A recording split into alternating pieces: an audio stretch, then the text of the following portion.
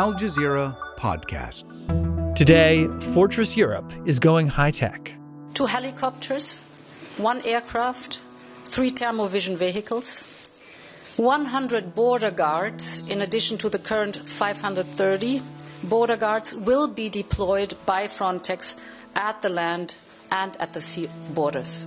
As Europe spends billions to close off its borders, what happens to asylum seekers?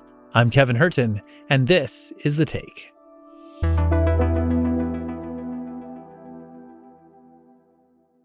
Today, we travel to the gates of Europe, Evros. This is where Greece meets the European part of Turkey, and here's what it looks like. So Evros essentially is a river. It is the river that forms the natural border between Greece and Turkey, and therefore between the EU and Turkey by extension.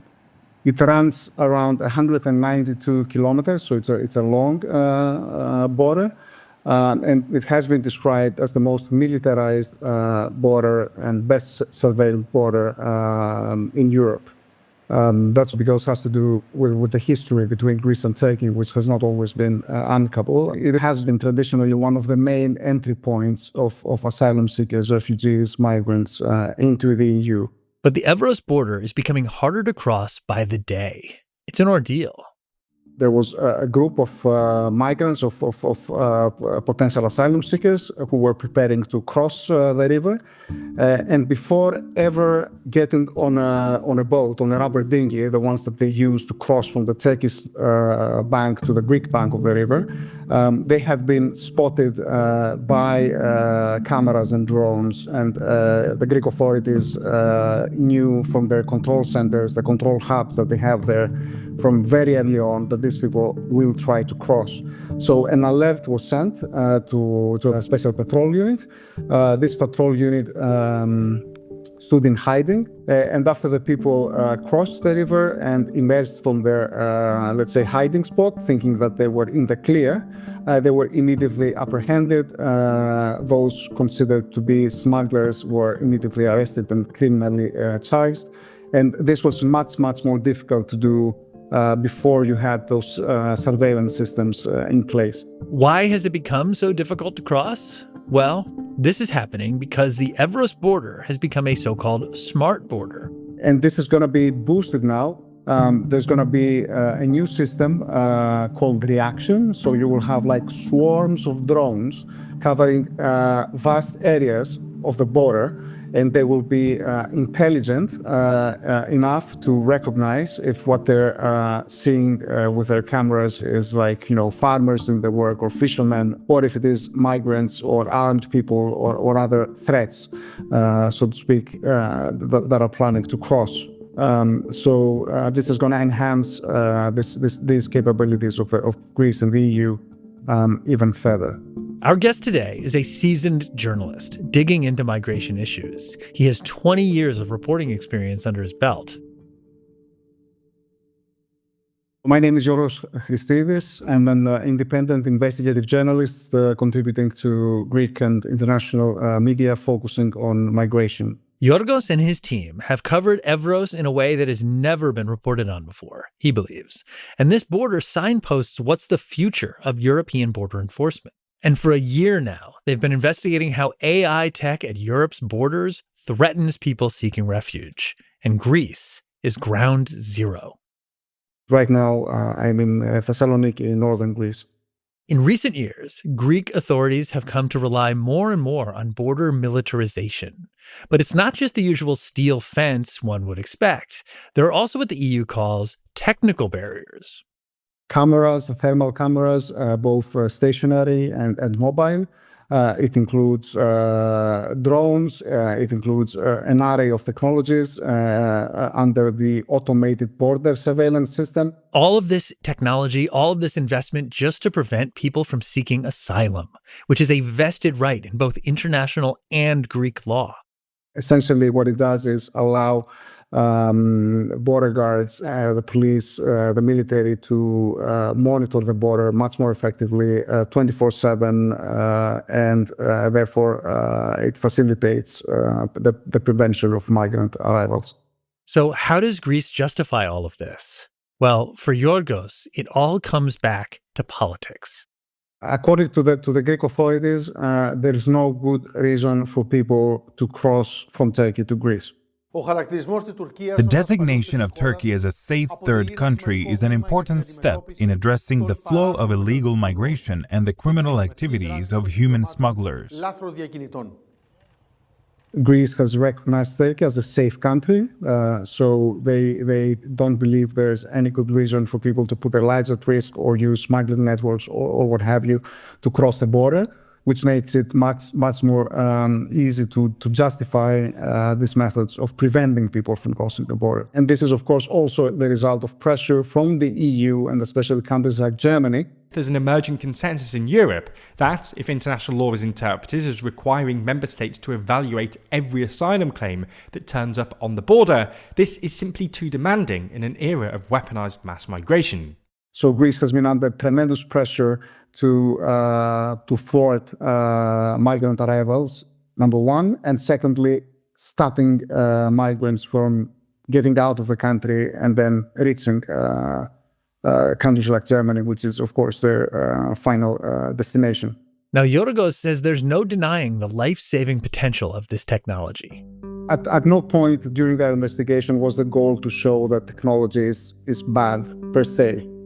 It is quite correct that drones, for example, can identify people in distress. I have covered Evros for many years, and I have seen many cases of people who have been, for example, stranded in mountains or found dead, frozen to death by the river when they try to cross. And it's a very lethal river. So obviously, it can be used that way. However, Giorgos says their reporting shows that saving lives is not the priority for European or Greek authorities. Instead, the priority is to stop people from even crossing in the first place. And because now Greece can see deep into Turkish territory thanks to all those technologies like 15 kilometers inside, and they can alert the Turkish authorities and tell them, arrest them, apprehend them before they cross. According to the Turks, they are doing exactly that they say that they have arrested like tens of thousands of migrants before trying to enter EU territory through Greece. Despite if the Turks do not respond, then there's always a patrol available who can catch them before they manage to disappear within the Greek territory and then conceivably moving further to the north. So the priority, it's very, very clear, both also according to the funding documents that we've studied, that it is in prevention, securitization, and stopping people from coming. And this is what is most problematic in the case of Greece, according to human rights experts, and to politicians who are not as focused on securitization, is that essentially what you're doing is, since there are no legal ways to ask for asylum at the moment, or they are very, very limited, is that you're blocking people who would have a valid claim to come to the EU and ask for asylum. Essentially, Greece is claiming Turkey is a safe country and that there is no reason for people to cross the border and seek asylum. But according to human rights organizations like Human Rights Watch and Amnesty, Turkey's safety is contested.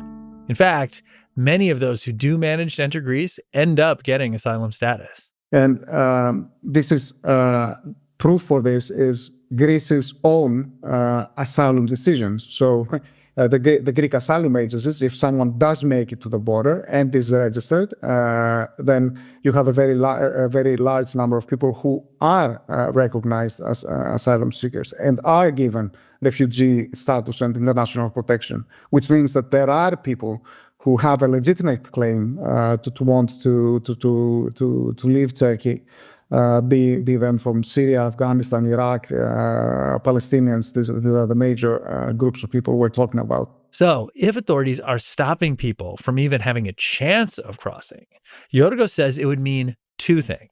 Number one, you curtail a very basic fundamental right under EU and Greek law, which is the right to seek asylum. And number two, you make those people try even more dangerous things, try even more dangerous routes, pay even more to the smugglers that you're supposed to be fighting and trying to dismantle. We'll have more with Giorgos after the break. So, Are these so-called smart borders like the one in Evros working as advertised? Are they actually keeping people out of Greece? Let's look at the numbers. In 2024, more than 60,000 people crossed into Greek territory. That's double the yearly number that Greek authorities consider tolerable, according to Giorgos' investigation. So, on the whole, crossings are up, but not in Evros. The official statistics show that Evros accounts for a very, very small percentage of these crossings. Means it's working. So Evros has proven its effectiveness, and we refer in our investigation a meeting between border guards from across Europe in Warsaw that took place in late 2024, where Greece was celebrated for the fact that thanks also to those advanced technological systems, they had managed to minimize arrivals from the land border, at least. So it's not surprising, Giorgos says, that Greece wants to replicate its success in Evros everywhere in the Aegean. That's the sea border between Turkey and Greece, dotted with islands, which is under the control of Athens. It's also where most of those migrant arrivals have been recorded. By definition, much harder to patrol, right? Because it's both huge and it's also the sea. But still, even there, the priority is getting more drones, more thermal cameras, more such systems that can early detect boats before even leaving the Turkish coast and preventing such arrivals. And the Greek policy at sea is also very clear. It wasn't until previously, but now it is very explicit that, yes, we do stop the boats before crossing into territorial waters, which means that even after people have managed to reach EU soil or EU waters in this case, they are forcefully turned back without having any chance to register their interest for international protection. But the Evros border has become a model not just for the Aegean, but for the whole continent. In 2024, the Border Violence Monitoring Network, which is a coalition of organizations that documents illegal pushbacks and police violence by EU member states, described Evros as a testing ground for Europe's future borders. And according to Giorgos, AI is definitely the next frontier. In all countries that we did field research, we found the use of technology and AI everywhere we went, me or my fellow reporters in this investigation. Now, what changes is depending on the country you are looking into, obviously the systems being used change, right? So I think one of the most important things that our investigation uncovered is how, for example, the data, how migrants' phones are confiscated and all their data are being scrapped, and nobody knows exactly how, where it is stored, for how long, what kind of data is being collected, who is it shared from, etc. In Germany, for example, we have 4 very prominent AI systems being used throughout the asylum process, right? So, for example, someone who's being interviewed for asylum, they speak, and then you have an AI system that can or cannot, that's debatable, that says that this guy or woman or asylum seeker is from the region they claim they are, which will obviously affect the asylum decision or not. So AI has essentially become a polygraph of asylum applicants' geographical origins. However, it should be said the accuracy of this system is debated and can significantly impact their asylum decision. There is no doubt that every single EU country is investing in this. It's a huge industry. It's only going to get bigger. We can provide financial assistance of 700 million euro to Greece.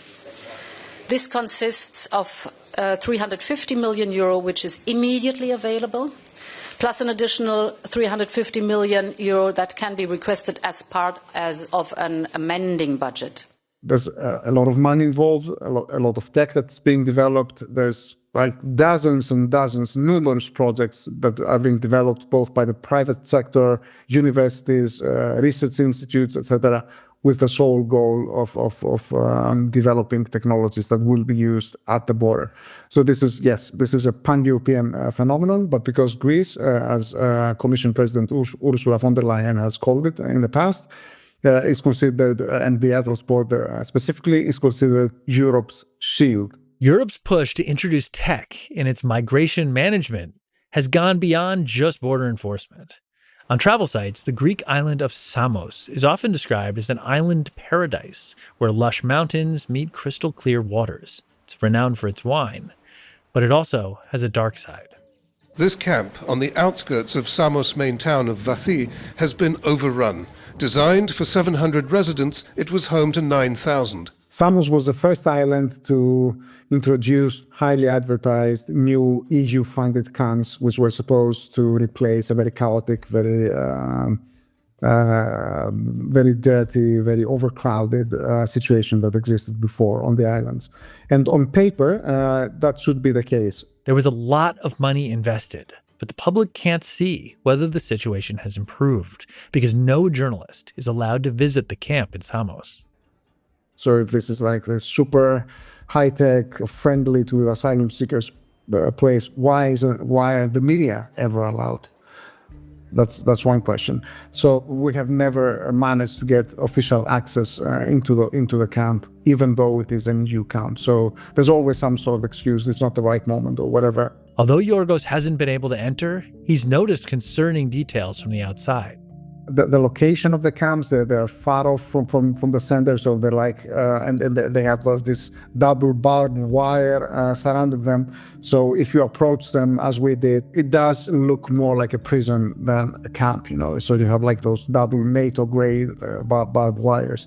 And then technology is everywhere. On the biometric data you have to give in order to get into it, so asylum seekers have to place their fingerprints. There's cameras everywhere, there's surveillance everywhere, there's a special control room for drones so that if there's any sort of protest or fights or anything else, they can immediately deploy and alert the authorities. And this very high-tech sort of thing is coupled with lack of running water, with lack of medical access. There's no doctor there, for example. And it's very striking for me, and it's also very revealing of what the priorities are. As one person who works there told me, this camp is built to protect the people outside it, not those inside it. The reality on the ground, from Evros to Germany, all the way back to Samos, raises the same questions. How different, really, is Europe's migration policy from Trump's crackdown on migrants? I do not believe that the European policy is as crass, if I can use this word, as Donald Trump's, or as explicit. And I also don't think it's as normalized as it is in the US. But what we are witnessing is that this is becoming increasingly not the case. There is a link between the world that has changed in Western Europe and the migration that flows into it, especially the illegal migration and the terrorist attacks. You know, the whole climate in Europe has changed. You know, this was not the case because I've covered this since the beginning, since 2015, 2016, when, you know, there was a much more humanitarian approach and also a much more open approach, especially in countries like Germany, where people were seen as assets more than liabilities. The way I say it is like, it's becoming an increasingly hostile environment for asylum seekers, and not just for them, also for anyone willing to talk about human rights abuses. I'm referring to NGOs, for example, who were very active in Greece until some years ago. Now they're almost extinct. I'm talking about rescue missions at sea, which are also targeted by politicians and governments. I often hear from people telling me, yeah, but, you know, see what's happening in Turkey or other countries. And I'm saying, yeah, this is a thing that the EU is not comparing itself to Turkey. It's supposed to be this beacon of human rights, of democracy, of upholding the law. So what I'm saying is, like, I think we need to find a way to base our approach less on seeing everyone as a potential threat and more as someone who, until proven otherwise, is someone who potentially needs our protection. And that's the take. We really want to hear your thoughts on today's episode. Do you think AI is being used for good or for bad? what do you make of Europe's response to the humanitarian crisis outside of its borders? And what about Turkey?